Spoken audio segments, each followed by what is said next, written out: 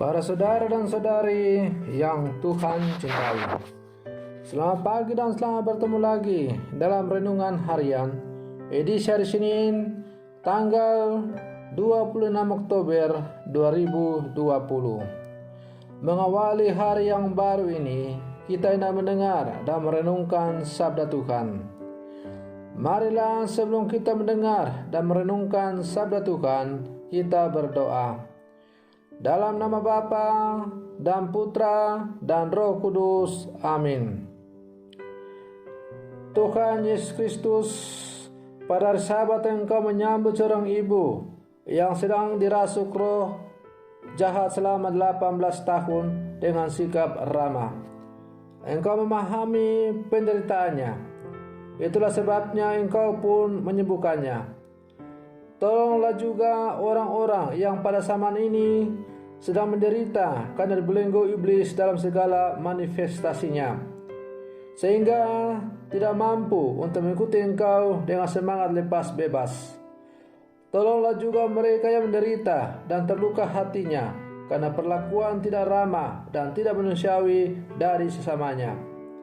Semoga rahmat-Mu menyembuhkan dan memulihkan luka dan derita mereka. Tuhan, kasihanilah mereka kini dan untuk selanjutnya. Terpujilah Engkau Bapa, Putra dan Roh Kudus, kini dan sepanjang segala masa. Amin. Para saudara dan saudari yang Tuhan cintai, sabda Tuhan yang hendak kita dengar dan kita renungkan untuk mengawali hari yang baru ini, hari Senin tanggal 26 Oktober 2020, diambil dari Injil Lukas pasal 13 ayat 10 sampai 17. Tuhan sertamu. Inilah Injil Tuhan kita Yesus Kristus menurut Santo Lukas. Pada suatu hari Sabat, Yesus mengajar dalam salah satu rumah ibadat. Di situ ada seorang wanita yang telah 18 tahun dirasuk roh. Ia sakit sampai bungkuk punggungnya dan tidak dapat berdiri lagi dengan tegak. Ketika Yesus melihat wanita itu, dipanggilnyalah dia. Lalu Yesus berkata, "Hai ibu, penyakitmu telah sembuh."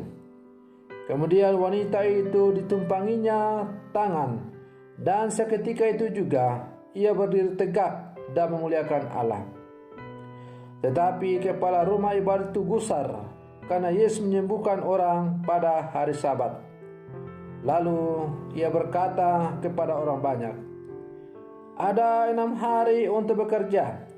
Karena itu datanglah pada salah satu hari untuk disembuhkan dan jangan pada hari Sabat." Tetapi Tuhan menjawab dia, katanya, "Hai orang-orang munafik, bukankah kalian semua melepaskan lembu dan keledaimu pada hari Sabat dan membawanya ke tempat minum? Nah, wanita ini sudah 18 tahun diikat oleh iblis.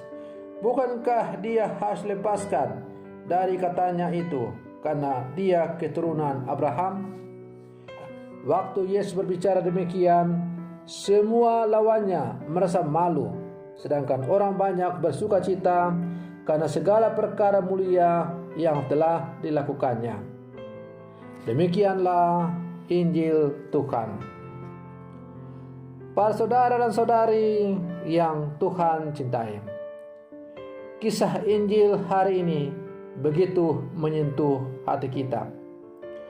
Cobalah bayangkan seorang perempuan yang didera sakit sudah 18 tahun lamanya disembuhkan oleh Yesus. Tentu kita bisa membayangkan bagaimana seorang perempuan yang sudah menderita 18 tahun lamanya karena dikuasai atau dirasuki oleh roh jahat. Penguasaan roh jahat itu sungguh membuat dia menderita, tidak bebas sebagai anak Allah. Bahkan kekuatan roh jahat itu membuat dia sampai bungkuk, tidak bisa berdiri tegak. Maka ketika Yesus menemui si wanita ini di rumah ibadat.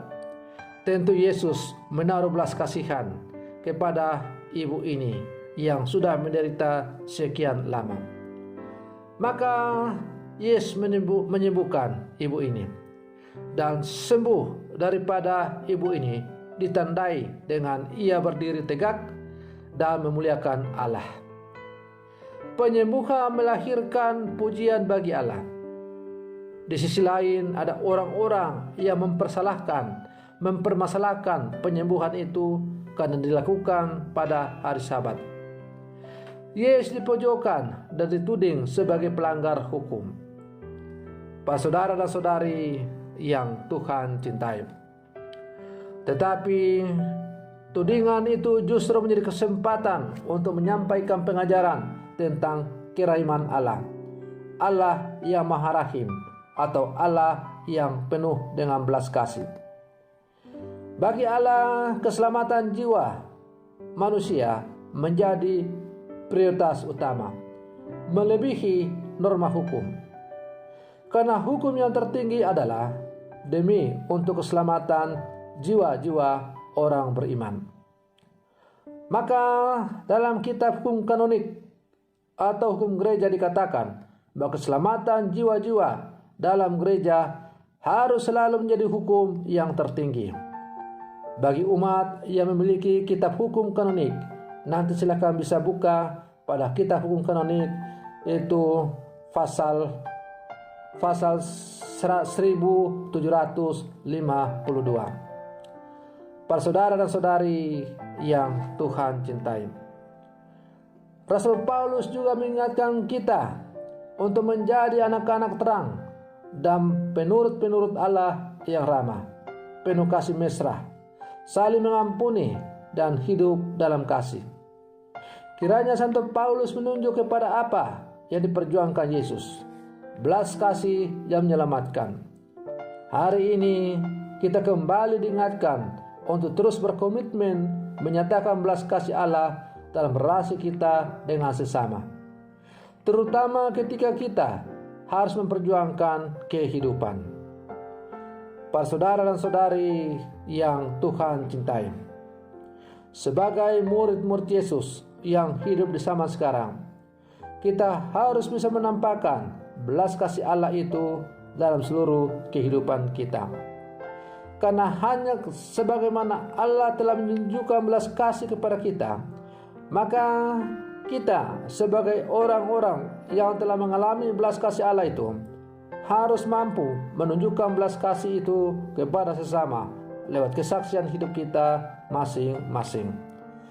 Maka marilah sebagai murid-murid Yesus yang hidup zaman sekarang, kita selalu menyatakan belas kasih dalam seluruh kehidupan kita. Semoga demikian. Selamat pagi. Tuhan Yesus memberkati.